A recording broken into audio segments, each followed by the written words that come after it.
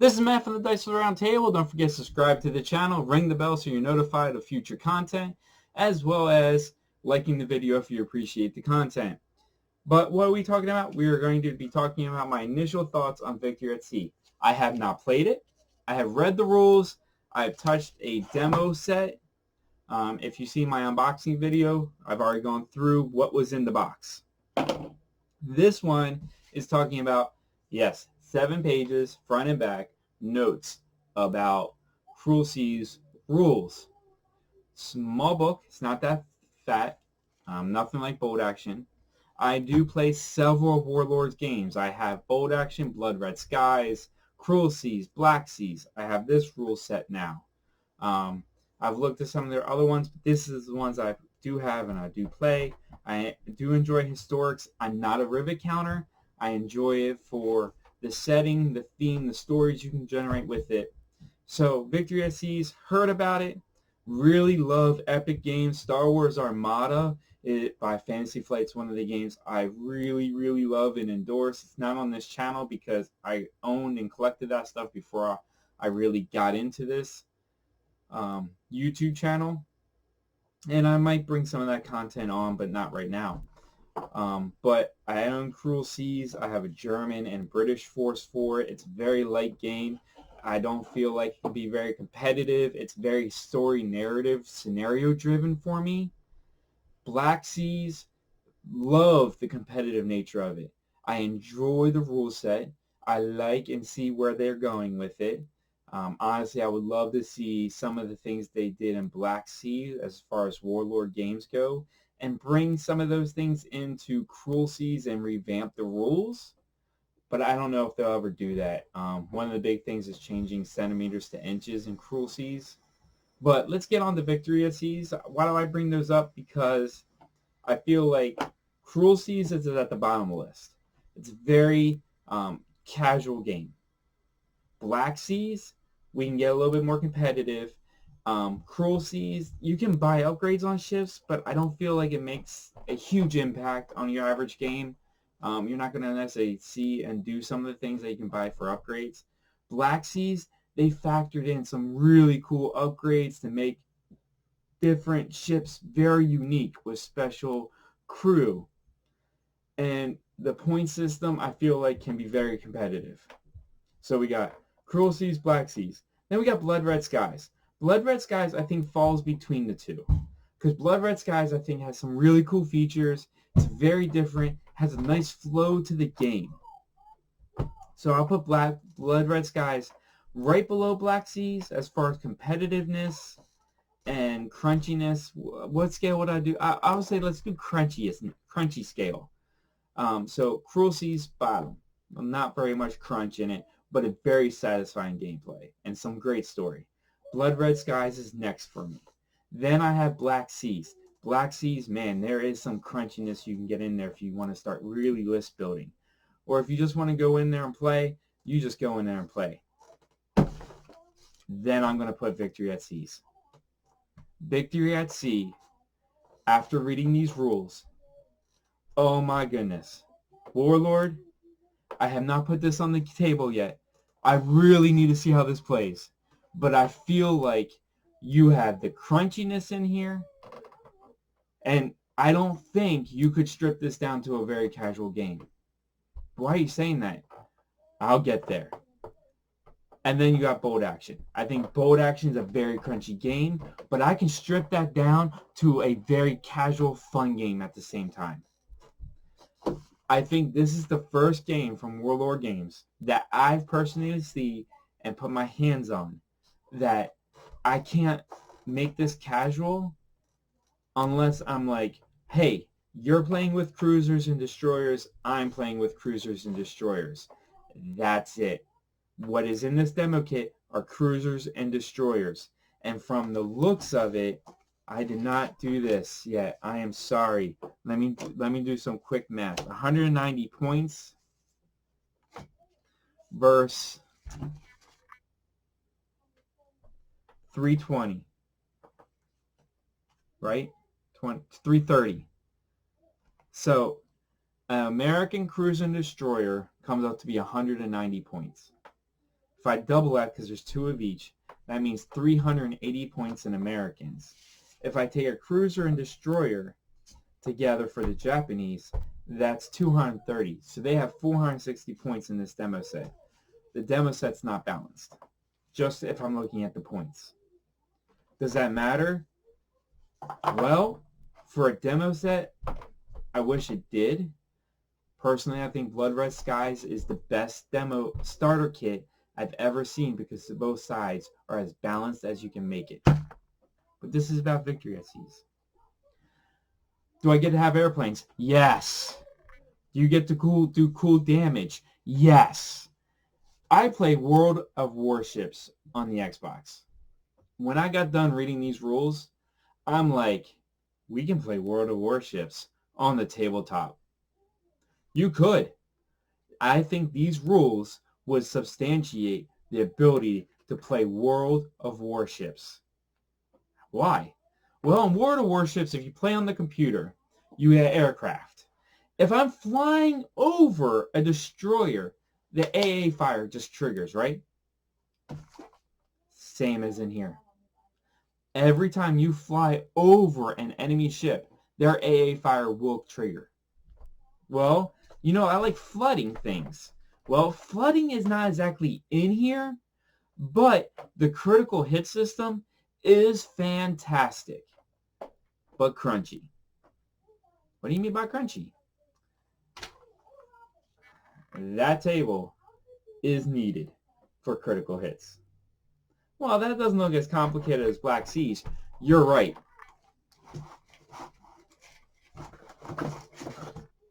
If you saw my unboxing, remember all these tokens? You need them. All of them, possibly. What are you talking about? Well, this part. If I roll and get a critical, then I have to roll to see where that critical hit. Is it vital systems, the crew, weapons, or engine? How many times has that section been hit? Because you have 1, 2, 3, 4, 5, 6. Every time you get that system, so if the engines get hit once, you're losing part of your speed. If the engines get hit a second time, you're going to put a token on. 1. The engines get hit again.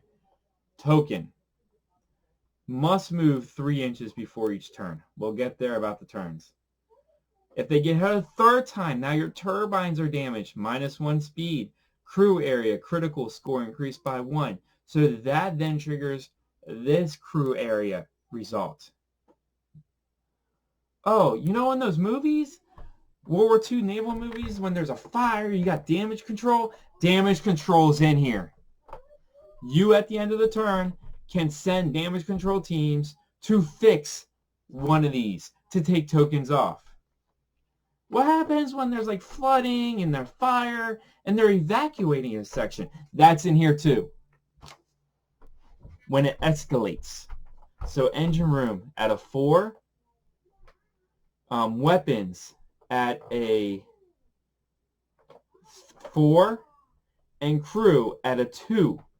Escalation. What's an escalation? At the end of the round, you have to roll to see if it gets worse. But you said I got damage control teams. Yes, damage control teams can only fix 1 critical system. So if you have escalation in the engine room and crew area, you have to decide which one are you going to maybe let it get worse, because it's all on a dice roll. For it to get worse, 4, 5, or 6. To make it better, 5 or 6. Less chance to make it better. Much easier to make it worse. That's just a small bit. I'm going to do more in-depth videos about each stage. So movement. Really love movement. Cruel Seas. You got to move, do your turn, then you can move again, turn again. This ship can make a 45-degree turn, and all the ships make a 45-degree turn unless you issue a special order. A 45-degree turn after every 2 inches of movement. That's right. Every 2 inches of movement, if you want to do a zigzag pattern with your movement, you can. So a cruiser can move 6 inches. The destroyer can move 7 inches for the Americans and Japanese, and the Japanese cruiser moves 7 inches. So if you want to move 3 inches and take a turn, you can. Move 2 inches, turn, and then take another 2 inches or whatever's left and turn, you can. So you can do a zigzag. You can not turn at all. You can stop. You must at least move 1 inch unless something causes you to be stationary or you stop. You have to declare those. You can anchor, but you at least have to move 1 inch. So unlike Cruel Seas, I don't have to gauge my wave template and say my ship's going X speed, my ship's going X speed. Because of this scale being the way it is, you have the ability to move anywhere from 1 inch to your flank speed unless you stop. Why is that important? Well, in Cruel Seas, you literally could go from flank to like battle to flank, or stop. You had to decrease each turn. So you just couldn't stop on a dime. These technically they're letting you. Deployment. Deployment is interesting. It's you deploy everything, then I deploy everything. Activation, we are going to determine who goes first in the initiative order. The loser of the initiative for that turn has to move first. Then the other person moves. And you alternate moving your ships. Then you enter gunnery phase. And then the person who has initiative shoots first. I like this because unlike tanks, for example, you don't get a last shot. If I can destroy your ship, it will not get to shoot me back. I'll say that again. If you destroy a ship, it does not get to shoot me back. In the gunnery phase, you activate ships or airplane flights to attack. I will get into that into my rules explanation, not now. So, really like it. Thumbs up for alternating activation. Alternating movement, and they put gunnery in a totally different step. Very much like X-Wing. X-Wing, you move, then you shoot. Very much like this. I like it. It has feelings of Armada in it for me. So yeah.